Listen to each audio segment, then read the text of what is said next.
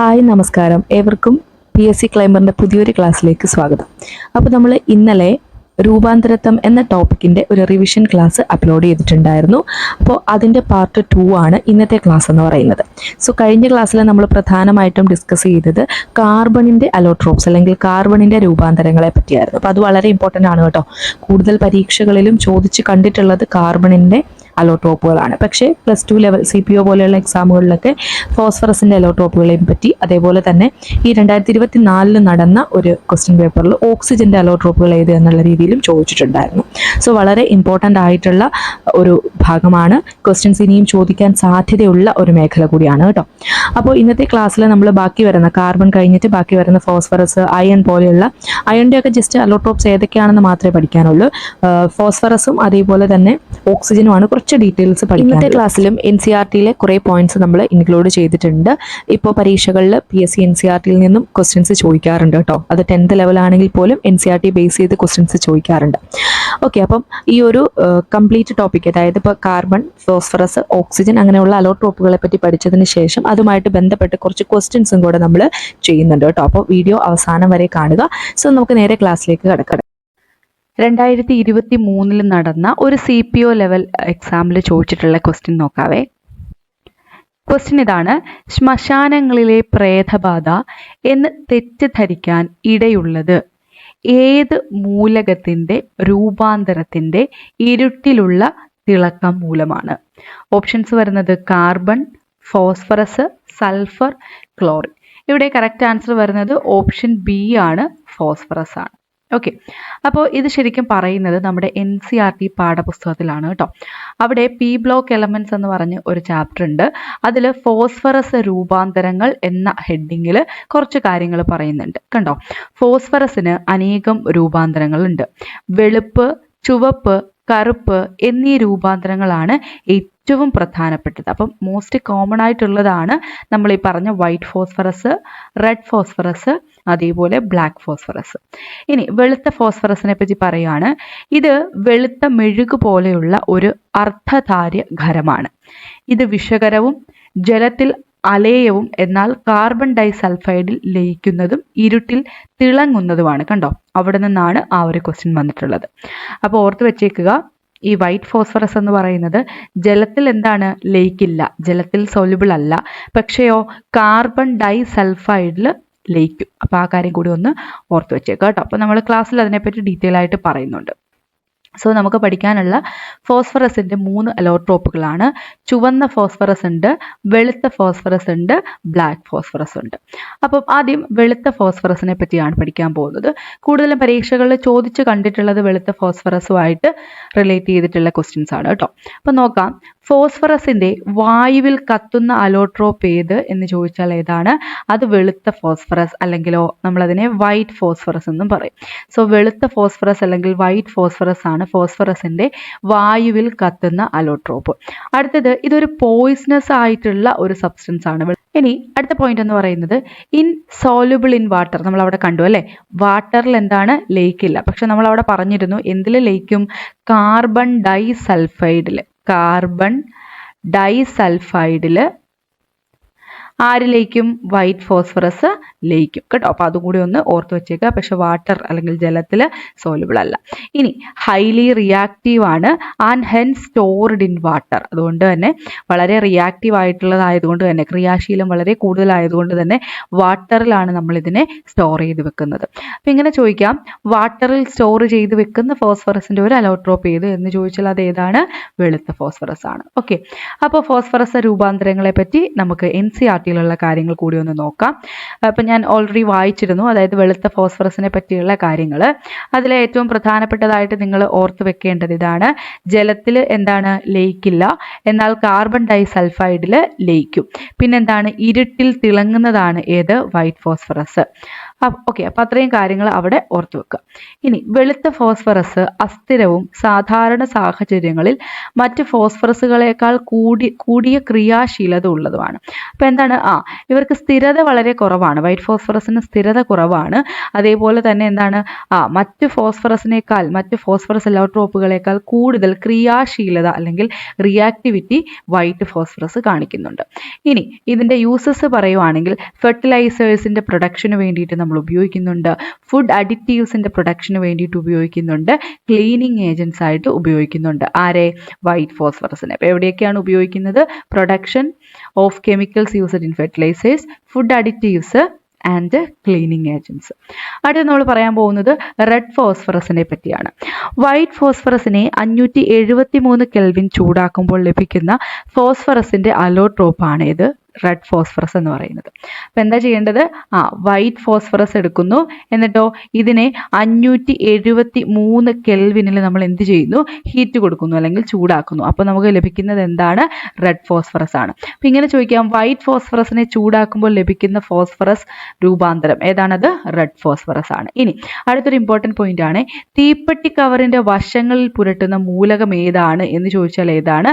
അത് red phosphorus ആണ്. So തീപ്പെട്ടി കവറിൻ്റെ വശങ്ങളിൽ പുരട്ടുന്ന മൂലകം റെഡ് ഫോസ്ഫറസ് ആണ്. ഇനി ഈ റെഡ് ഫോസ്ഫറസ് ഉയർന്ന ഊഷ്മാവിൽ ചൂടാക്കുമ്പോൾ ലഭിക്കുന്ന ഫോസ്ഫറസിന്റെ അലോട്രോപ്പാണ് ബ്ലാക്ക് ഫോസ്ഫറസ്. അപ്പം നമ്മൾ പറഞ്ഞു വൈറ്റ് ഫോസ്ഫറസിനെ എടുത്ത് ചൂടാക്കുമ്പോൾ എന്ത് കിട്ടുന്നു?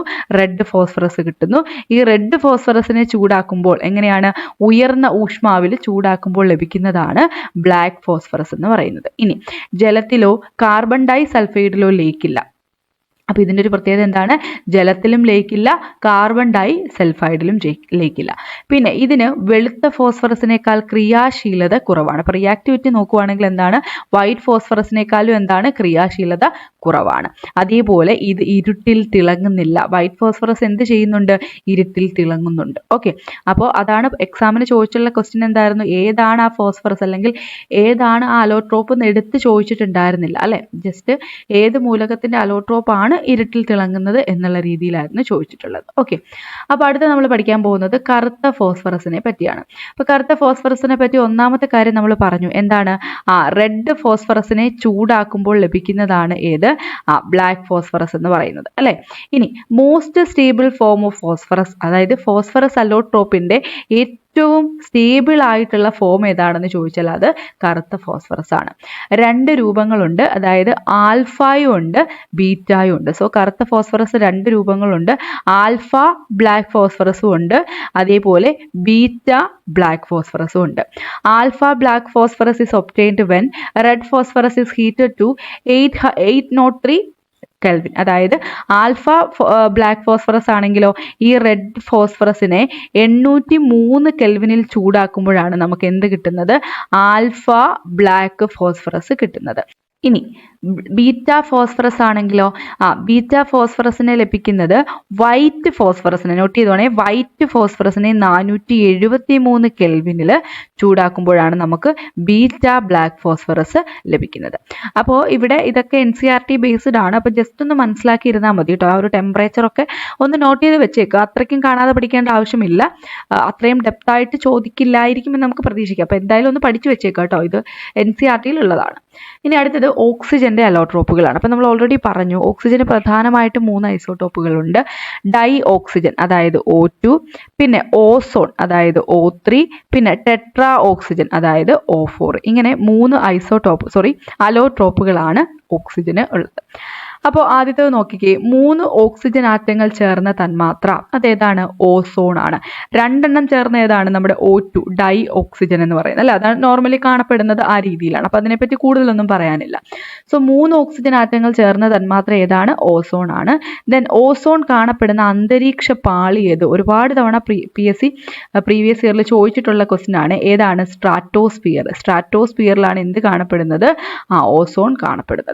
പിന്നെ അടുത്തത് ഓസോൺ വാതകം കണ്ടെത്തിയത് ആരാണ്? ഷോൺബേൺ ആണ് ഓസോൺ വാതകം കണ്ടെത്തിയത്. അപ്പോൾ നമ്മൾ പറഞ്ഞത് 3 ഓക്സിജൻ ആറ്റങ്ങൾ ചേർന്ന തന്മാത്രയാണ് ഓസോൺ എന്ന് വിളിക്കുന്നത്. 2 എണ്ണം ചേർന്നാലോ ഡൈ ഓക്സിജൻ എന്ന് വിളിക്കാം അല്ലെ, ഡൈ ഓക്സിജൻ. 4 ഓക്സിജൻ തന്മാത്രകളാണെങ്കിലോ അതിനെ നമ്മൾ ടെട്രാ ഓക്സിജൻ എന്ന് വിളിക്കും, ടെട്രാ ഓക്സിജൻ എന്ന് വിളിക്കും. ഓക്കെ, ഇനി ഓസോൺ കാണപ്പെടുന്ന അന്തരീക്ഷ പാളി സ്ട്രാറ്റോസ്ഫിയർ എന്ന് പറഞ്ഞു. ഓസോൺ വാതകം കണ്ടെത്തിയത് ഷോൺബേൺ ആണ്. ഇനി ഓസോൺ രൂപീകരണത്തിന് പറ്റി നമ്മുടെ SCERT പാഠപുസ്തകത്തിൽ വളരെ ഡീറ്റെയിൽ ആയിട്ട് പറയുന്നുണ്ട് കേട്ടോ. അപ്പോൾ അതുകൊണ്ട് നമുക്ക് ഇവിടെ അതൊന്ന് നോക്കാം. അന്തരീക്ഷത്തിൽ ഏകദേശം 20 മുതൽ 50 കിലോമീറ്റർ വരെ ഉയരത്തിൽ സൂര്യരശ്മികളിലെ അൾട്രാവയലറ്റ് കിരണങ്ങൾ സാധാരണ ഓക്സിജൻ തന്മാത്രകളെ വിഘടിപ്പിക്കുന്നു. അങ്ങനെ ഏക അറ്റോമിക ഓക്സിജൻ തന്മാത്രകൾ രൂപപ്പെടുന്നു. അപ്പോൾ എന്താണ്? അന്തരീക്ഷത്തിൽ ഏകദേശം 20 to 50 കിലോമീറ്റർ വരെ ഉയരത്തിൽ സൂര്യരശ്മികളുള്ള അൾട്രാവയലറ്റ് കിരണങ്ങൾ നമ്മുടെ സാധാരണ ഓക്സിജൻ തന്മാത്രകളുണ്ടല്ലോ, അതായത് O2, ഇതിനെ വിഘടിപ്പിച്ചിട്ട് എന്താക്കി മാറ്റുന്നു? മോണോ അറ്റോമിക് ആയിട്ടുള്ള ഏക അറ്റോമിക ഓക്സിജൻ തന്മാത്രകളാക്കി മാറ്റുന്നു. ഈ ഏക അറ്റോമിക ഓക്സിജൻ തന്മാത്രകൾ സാധാരണ ഓക്സിജൻ, അതായത് ഏതാണ്? O2 ആയിട്ട് ചേർന്നിട്ട് തന്മാത്രകളോട് ചേർന്ന് 3 ആറ്റമുള്ള ഓസോൺ വാതകം രൂപം കൊള്ളുന്നു. ഈ പ്രക്രിയയെ ഓസോണീകരണം അല്ലെങ്കിൽ ഓസോണൈസേഷൻ എന്ന് പറയുന്നു. അപ്പോൾ കുറച്ചുകൂടെ ക്ലിയർ ആയിട്ട് ഈ ഒരു പിക്ചറിൽ നിന്ന് നിങ്ങൾക്ക് മനസ്സിലാക്കാൻ സാധിക്കും. നോക്കിക്കേ, ഇവിടെ കണ്ടോ, ആദ്യത്തെ ഘട്ടം 1 എന്ന് പറഞ്ഞു കൊടുത്തിട്ടുണ്ട്. ഇവിടെ എന്താണ്? സാധാരണ ഓക്സിജൻ, അതായത് O2 പ്ലസ് കണ്ടോ അൾട്രാ വയലറ്റ് കിരണങ്ങൾ, അതായത് എന്താണ്? UV റേസ് എന്തായിട്ട് മാറുന്നു? ഏക അറ്റോമിക ഓക്സിജൻ ആയിട്ട് മാറുന്നു എന്ന് പറയുന്നത് കണ്ടോ, O+O എന്നാണ് അതുകൊണ്ട് കൊടുത്തിരിക്കുന്നത്. ഇനി രണ്ടാമത്തെ ഘട്ടത്തിൽ എന്താ സംഭവിക്കുന്നത്? ഈ ഏക അറ്റോമിക ഓക്സിജനുകൾ എന്ത് ചെയ്ത് കണ്ടോ, ഈ ഏക അറ്റോമിക ഓക്സിജനുകൾ പിന്നെയും അന്തരീക്ഷത്തിലുള്ള O2 സാധാരണ ഓക്സിജനുമായിട്ട് കമ്പൈൻ ചെയ്തിട്ട് എന്തായിട്ട് മാറുന്നു? O3 ആയിട്ട് മാറുന്നു. സോ ഇങ്ങനെയാണ് ഓസോൺ ഫോം ചെയ്യുന്നത്. അപ്പോൾ ആദ്യത്തെ സ്റ്റെപ്പിൽ O2 UV റേസ്, രണ്ടാമത്തെ സ്റ്റെപ്പിൽ എന്താണ്? ഈ ഏക അറ്റോമിക ഓക്സിജനും പിന്നെയും അന്തരീക്ഷത്തിലുള്ള O2 ആയിട്ട് കമ്പൈൻ ചെയ്യുന്നു. അന്തരീക്ഷത്തിന്റെ ഉയർന്ന ഭാഗങ്ങളിൽ ഒരു പാളിയായി ഓസോൺ വാതകം കേന്ദ്രീകരിച്ചിരിക്കുന്നതിനാൽ ഇതിനെ ഓസോൺ പാളി എന്ന് പറയുന്നു. ഇത് സൂര്യനിൽ നിന്നുള്ള ഹാനികരമായിട്ടുള്ള അൾട്രാവയലറ്റ് രശ്മികളെ ആഗിരണം ചെയ്യുകയും ഭൂമിയിലെ ജീവജാലങ്ങളെ സംരക്ഷിക്കുകയും ചെയ്യുന്നു. അപ്പോൾ നമുക്കറിയാവുന്ന കാര്യം തന്നെയാണ് കേട്ടോ, ജസ്റ്റ് ഒന്ന് പറഞ്ഞതേ ഉള്ളൂ. അതായത് ഈ ഓസോൺ പാളി എന്താ ചെയ്യുന്നത്? സൂര്യനിൽ നിന്നുള്ള ഹാനികരമായിട്ടുള്ള അൾട്രാവയലറ്റ് രശ്മികളെ ആഗിരണം ചെയ്ത് അത് ഭൂമിയിലേക്ക് അധികം വരാതെ സൂക്ഷിക്കുന്നത് ആരാണ്? ഓസോൺ പാളിയാണ്. ഇനി ഓസോൺ വിള്ളലിന് കാരണമായിട്ടുള്ള വാതകം PSC ചോദിച്ചിട്ടുള്ളതാണ്. ക്ലോറോ ഫ്ലൂറോ കാർബൺ ആണ്, CFC ആണ്. ഓസോൺ വിള്ളലിന് കാരണമായിട്ടുള്ള വാതകം ഏതാണ്? CFC ആണ്, ക്ലോറോ ഫ്ലൂറോ കാർബൺ ആണ്. ഇനി CFCയിൽ, അതായത് ഈ ക്ലോറോ ഫ്ലൂറോ കാർബണിലെ ഘടക മൂലകങ്ങൾ ഏതൊക്കെയാണ്? ആ പേരിൽ നിന്ന് തന്നെ കിട്ടും. എന്തൊക്കെയുണ്ട്?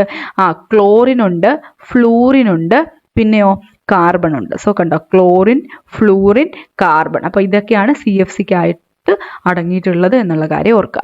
ഇനി ഓസോൺ പാളിക്ക് ഹാനികരമാകുന്ന CFCയിലെ ഘടകം ഏത്? ഓസോൺ പാളിക്ക് ഹാനികരമാകുന്ന CFCയിലെ ഘടകം ചോദിച്ചാൽ അത് ക്ലോറിൻ ആണ്. ഓർത്തു വെച്ചോണേ, ഓസോൺ പാളിക്ക് ഹാനികരമാകുന്ന CFCയിലെ ഘടകം ക്ലോറിൻ ആണ്. ഇനി ഓസോൺ ദിനം PSCയുടെ പല തവണ റിപ്പീറ്റ് ചെയ്തിട്ടുള്ളൊരു ക്വസ്റ്റ്യൻ ആണ്. സെപ്റ്റംബർ 16 ആണ്. എന്നാണ്? സെപ്റ്റംബർ 16 ആണ് ഓസോൺ ഡേ ആയിട്ട് നമ്മൾ ആചരിക്കുന്നത്. ഓക്കെ, ഇനിയിപ്പോൾ അടുത്തത് സൾഫറിനെ പറ്റിയാണ്. സൾഫറിന്റെ അധികം കാര്യങ്ങളൊന്നും പഠിക്കാനില്ല, ജസ്റ്റ് അതിന്റെ അലോട്രോപ്പുകൾ ഏതാണെന്നും ഏറ്റവും സ്ഥിരതയുള്ള അലോട്രോപ്പ് ഏതാണെന്നും ഉള്ളത് പഠിച്ചാൽ മതി. സോ സൾഫറിലേക്ക് വരുമ്പോൾ മോണോക്ലിനിക് സൾഫർ ഉണ്ട്, പ്ലാസ്റ്റിക് സൾഫർ ഉണ്ട്, റോംബിക് സൾഫർ ഉണ്ട്. സോ സൾഫറിന്റെ അലോട്രോപ്പുകൾ ഏതൊക്കെയാണ്? മോണോക്ലിനിക് സൾഫർ ഉണ്ട്, പിന്നെയോ പ്ലാസ്റ്റിക് സൾഫർ ഉണ്ട്, അതേപോലെ റോംബിക് സൾഫർ ഉണ്ട്. ഇതിലെ ഈ റോംബിക് സൾഫർ ആണ് കേട്ടോ ഏറ്റവും സ്ഥിരതയുള്ള അലോട്രോപ്പ്. സോ സൾഫറിന്റെ ഏറ്റവും സ്ഥിരതയുള്ള അലോട്രോപ്പ് ഏതാണ്? അത് റോംബിക് സൾഫർ ആണ്. ഇനി ഇരുമ്പിന്റെ നമ്മൾ ഓൾറെഡി പറഞ്ഞു, ഇരുമ്പിന്റെ അലോട്രോപ്പുകൾ ഫെറൈറ്റ് ഉണ്ട്, അതേപോലെ തന്നെ ബീറ്റ ഇരുമ്പുണ്ട്, ഗാമ ഇരുമ്പുണ്ട്, ഡെൽറ്റ ഇരുമ്പുണ്ട്, എപ്സിലോൺ ഇരുമ്പുണ്ട്. സോ എന്താണ്? ഫെറൈറ്റ് അല്ലെങ്കിൽ അതിനെ ആൽഫ ഇരുമ്പെന്ന് പറയാം. ആൽഫ ഇരുമ്പുണ്ട്, ബീറ്റ ഇരുമ്പുണ്ട്, ഗാമ ഇരുമ്പുണ്ട്, ഡെൽറ്റ ഇരുമ്പുണ്ട്, എപ്സിലോൺ ഇരുമ്പുണ്ട്. ഇനി കുറച്ച് ക്വസ്റ്റ്യൻസിലേക്ക് നമുക്ക് വരാട്ടോ. അതായത് ഈ ഒരു ഇരുമ്പിന്റെ അലോട്രോപ്പോട് കൂടി നമ്മുടെ അലോട്രോപ്പി അല്ലെങ്കിൽ രൂപാന്തരത്വം എന്ന് പറയുന്ന ടോപ്പിക്ക് കംപ്ലീറ്റ് ചെയ്തിട്ടുണ്ട്. ഇനി നമുക്ക് കുറച്ച് ക്വസ്റ്റ്യൻസ് ആണ് നോക്കേണ്ടത്. അപ്പം ഈ ക്വസ്റ്റ്യൻസ് ചെയ്യാൻ തുടങ്ങുന്നതിന് മുമ്പ് നിങ്ങളൊരു ബുക്കും പേനയൊക്കെ എടുത്ത് വെച്ച് നിങ്ങൾ ഇരിക്കുക. ഇത് ആൻസർ ചെയ്യാൻ പറ്റുന്നുണ്ടോ എന്നുള്ള കാര്യം ഒന്ന് നോക്കുക. അതിനുശേഷം എന്ത് ചെയ്യുക, ഇപ്പം നിങ്ങൾ ആദ്യം ഒരു ക്വസ്റ്റ്യൻ ഞാൻ വായിക്കുന്ന സമയത്ത് നിങ്ങൾ അതിൻ്റെ ആൻസർ ഒന്ന് നിങ്ങളുടെ പേപ്പറിൽ മാർക്ക് ചെയ്യുക. അതിനുശേഷം നമ്മുടെ ആൻസർ കേൾക്കുന്ന സമയത്ത് അത് ശരിയാണോ തെറ്റാണോ എന്നുള്ള കാര്യം നോക്കുക. അപ്പോൾ നിങ്ങൾക്ക് മനസ്സിലാവും നിങ്ങൾ പഠിച്ചത് എന്തുമാത്രം നിങ്ങൾ ഓർത്തിരിക്കുന്നുണ്ട് അല്ലെങ്കിൽ എന്തൊക്കെയാണ് നിങ്ങൾക്ക് തെറ്റിപ്പോയെന്നുള്ളത്. അപ്പോൾ നോക്കാം. ക്രിസ്റ്റൽ ആകൃതിയില്ലാത്ത കാർബൺ രൂപാന്തരങ്ങളെ അമോർഫസ് കാർബൺ എന്ന് പറയുന്നു. തന്നിരിക്കുന്നവയിൽ അമോർഫസ് കാർബണിന് ഉദാഹരണം അല്ലാത്തത് ഏത്? അപ്പോൾ ഓപ്ഷൻസ് ഉള്ളത് കോക്ക്, ഗ്രാഫൈറ്റ്, കൽക്കരി, മരക്കരി. ഓപ്ഷൻ കാണുമ്പോൾ തന്നെ നമുക്കറിയാം ഓപ്ഷൻ ബി ആണ്, ഗ്രാഫൈറ്റ് ആണ്. ഗ്രാഫൈറ്റ് എന്താണ്? ഒരു ക്രിസ്റ്റലൈൻ ഫോം ആണ് അല്ലെ, അല്ലെങ്കിൽ ക്രിസ്റ്റലൈൻ അലോട്രോപ്പ് ഓഫ് കാർബൺ ആണ്. സോ കറക്റ്റ് ആൻസർ വരുന്നത് ഓപ്ഷൻ ബി ആണ്. അടുത്തത് തന്നിട്ടുള്ള പ്രസ്താവനകളിൽ നിന്നും ശരിയായത് തിരഞ്ഞെടുക്കുക. വൈറ്റ് ഫോസ്ഫറസിനെ 573 കെൽവിൻ ചൂടാക്കുമ്പോൾ ബ്ലാക്ക് ഫോസ്ഫറസ് ലഭിക്കുന്നു. തീപ്പെട്ടി കവറിന്റെ വശങ്ങളിൽ പുരട്ടുന്ന മൂലകം ബ്ലാക്ക് ഫോസ്ഫറസ് ആണ്. ജലത്തിൽ സൂക്ഷിക്കുന്നത് വെളുത്ത ഫോസ്ഫറസിനെയാണ്. റെഡ് ഫോസ്ഫറസ് ജലത്തിൽ ലയിക്കുന്നു. അപ്പൊ തന്നിട്ടുള്ള പ്രസ്താവനയിൽ ശരിയായിട്ടുള്ള പ്രസ്താവന ഏതാണ്? കറക്റ്റ് ആൻസർ വരുന്ന ഓപ്ഷൻ സി മാത്രമാണ് അല്ലെ, അതായത് ജലത്തിൽ സൂക്ഷിക്കുന്നത് വെളുത്ത ഫോസ്ഫറസിനെയാണ്. ബാക്കിയെല്ലാം തെറ്റായിട്ടുള്ള പ്രസ്താവനകളാണ്. എന്തുകൊണ്ടാണ് തെറ്റിപ്പോയെന്നുള്ളതൊക്കെ നമ്മൾ ഇന്നത്തെ ക്ലാസ്സിൽ തന്നെ ഡിസ്കസ് ചെയ്തിട്ടുണ്ട്. അടുത്ത ക്വസ്റ്റ്യൻ, ആൽഫ, ബീറ്റ എന്നിങ്ങനെ രണ്ട് രൂപങ്ങളുള്ള ഫോസ്ഫറസിന്റെ അലോട്രോപ്പ് നമ്മൾ ഡിസ്കസ് ചെയ്തതാണ്. കറക്റ്റ് ആൻസർ ഏതാണ്? ഓപ്ഷൻ എ ആണ്, ബ്ലാക്ക് ഫോസ്ഫറസ് ആണ്. അടുത്ത ക്വസ്റ്റ്യൻ, കാർബണിന്റെ അളവ് ഏറ്റവും കൂടിയ കൽക്കരി. കഴിഞ്ഞ ദിവസത്തെ ക്ലാസ്സിൽ നമ്മൾ പഠിച്ചിട്ടുണ്ടായിരുന്നു അല്ലെ, ഏതാണ്? കറക്റ്റ് ആൻസർ ഓപ്ഷൻ ഡി ആണ്, ആന്ത്രസൈറ്റ് ആണ്. ഏകദേശം 80% കൂടുതൽ എന്തുണ്ട്? കാർബണിന്റെ അളവ് ആന്ത്രസൈറ്റിലുണ്ട്. കാർബണിന്റെ അളവ് ഏറ്റവും കുറഞ്ഞ കൽക്കരി ആയിരുന്നെങ്കിലോ അതിന്റെ ആൻസർ പീറ്റ് വന്നേനെ. പീറ്റിൽ എത്രയാണ്? 30 മുതൽ 40% വരെ കാർബൺ ആണ് കാണപ്പെടുന്നത്. ഓക്കെ, അപ്പൊ ആന്ത്രസൈറ്റിൽ 80% കാർബണിന്റെ അളവുണ്ട്. പീറ്റിലാണെങ്കിൽ 30 to 40% ആണ് വരുന്നത്. അടുത്തത്, സ്റ്റീലിനേക്കാൾ ഏകദേശം 200 മടങ്ങ് ബലമുള്ള കാർബണിന്റെ രൂപാന്തരം ഏത്? കാർബണിന്റെ രൂപാന്തരങ്ങളിൽ നമ്മൾ പഠിച്ചതാണ്. കറക്റ്റ് ആൻസർ വരുന്ന ഏതാണ്? ഓപ്ഷൻ എ ആണ്, ഗ്രഫീൻ ആണ് അല്ലെ. SCRT-യിലുള്ള പോയിന്റ് ആണ്. സ്റ്റീലിനേക്കാൾ ഏകദേശം 200 മടങ്ങ് ബലമുള്ള കാർബണിന്റെ രൂപാന്തരം ഗ്രഫീൻ ആണ്. അടുത്ത ക്വസ്റ്റ്യൻ, താഴെ തന്നിട്ടുള്ള കാർബണിന്റെ അലോട്രോപ്പുകളിൽ വൈദ്യുത ചാലകമായത് തിരഞ്ഞെടുക്കുക. കണ്ടു, ഇത്തരത്തിലുള്ള ക്വസ്റ്റ്യൻസ് ഒക്കെ വന്നിട്ടുണ്ടെങ്കിൽ എന്താണ്, കുറച്ച് ബുദ്ധിമുട്ടാണല്ലേ ആൻസർ ചെയ്യാൻ. കൃത്യമായിട്ട് പഠിച്ചവർക്ക് ആൻസർ ചെയ്യാം, അല്ലെങ്കിൽ നമുക്ക് കൺഫ്യൂഷൻ വരും. അപ്പൊ കാർബണിന്റെ അലോട്രോപ്പുകൾ വൈദ്യുത ചാലകമായതാണ് അല്ലെ. വൈദ്യുത ചാലകമായത് എന്തായാലും വജ്രം എന്താണ്? വൈദ്യുത ചാലകമാണോ? അല്ല. അപ്പം 2 വരുന്ന ഓപ്ഷൻസ് ഒക്കെ നമുക്ക് കട്ട് ചെയ്യാം. സോ ബി ഓപ്ഷൻ കട്ട് ചെയ്യാം, എ ഓപ്ഷൻ കട്ട് ചെയ്യാം. പിന്നെ നമുക്കറിയാം ഗ്രാഫൈറ്റ് എന്താണ്? വൈദ്യുത ചാലകമാണ് അല്ലെ. സോ ഇവിടെ അത് മൂന്നാമത്തത് വരുന്ന ഒരു ഒറ്റ ഓപ്ഷനുള്ള ഓപ്ഷൻ സി ആണ്, 3ഉം 4ഉം. അതായത് ഗ്രാഫൈറ്റും ഗ്രഫീനും എന്താണ്? ഇലക്ട്രിസിറ്റിനെ കണ്ടക്ട് ചെയ്യുന്നവരാണ് അല്ലെങ്കിൽ വൈദ്യുത ചാലകമാണ്. ഫുള്ളറീനും വജ്രവും എന്താണ്? വൈദ്യുത ചാലകമല്ല.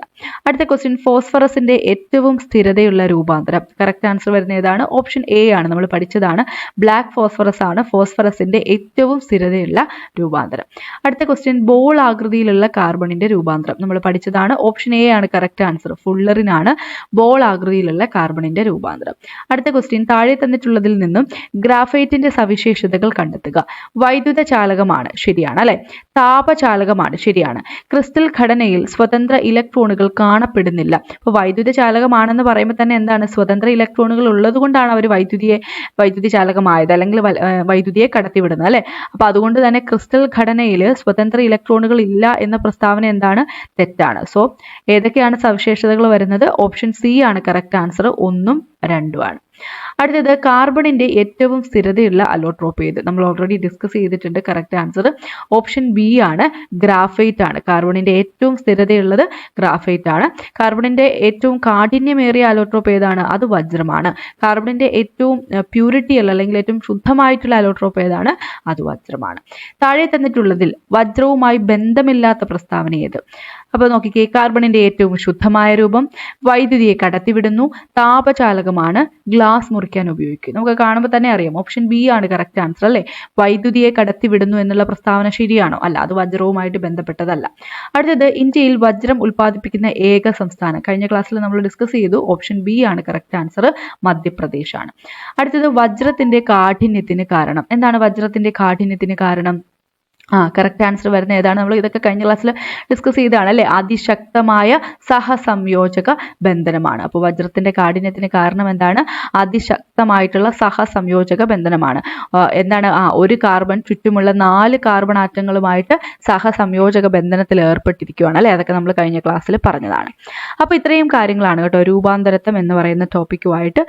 ഇതിനകത്ത് നമ്മൾ പ്രീവിയസ് ഇയർ ക്വസ്റ്റ്യൻസും ഒക്കെ ഇൻക്ലൂഡ് ചെയ്തിട്ടുണ്ട്. സോ ഇതിനപ്പുറം ഇതിൽ നിന്ന് ഒരു ക്വസ്റ്റ്യൻ ചോദിക്കാനില്ല കേട്ടോ. ഇത് നന്നായിട്ട് തന്നെ പഠിച്ചിട്ട് പോവുക. സോ ഇന്നത്തെ ക്ലാസ് നമ്മൾ വൈൻഡപ്പ് ചെയ്യുകയാണ്. മറ്റൊരു ക്ലാസ്സിൽ കാണാം. Thank you for watching.